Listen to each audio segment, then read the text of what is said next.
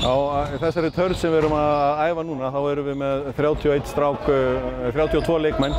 Það er enda smá fárföll vegna meiðsla en við erum með svona 28-9 leikmenn sem við erum að æfa núna þessa helgi, eða þessa viku. Og við tökum 2 æfingar í dag og á morgun og síðan ætlum við að spila 2 æfingarleiki við 2000 landsliðið á miðvikudag og fimmtudag.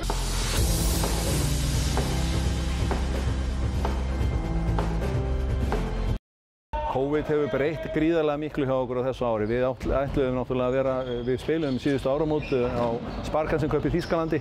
Við erum þar í öðru sæti og tilstofum hittast fljótlega eftir það því að við áttum að fara í mót núna í ágúst og ætluðum að æfa í allt sumar en þetta er fyrsta skipti sem við hittum síðan í desember og það er búið að breyta mótinu sem átti að vera í ágúst, það er komið fram í janúar og það er ýmsar aðrar breytingar.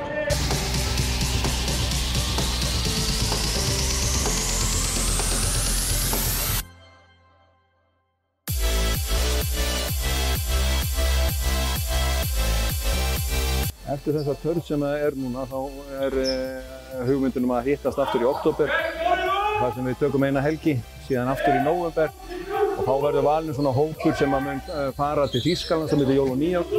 Þá tökum við þátt í fjárhagslega móti í Þýskalandi þar sem Ísland, Þýskaland, Frakkland og Portúgal verða og það er svona fyrstu og einu æfingarleikinn sem við fáum fyrir lokakeppnina sem verður í Slóveníu 14. til 24. janúar.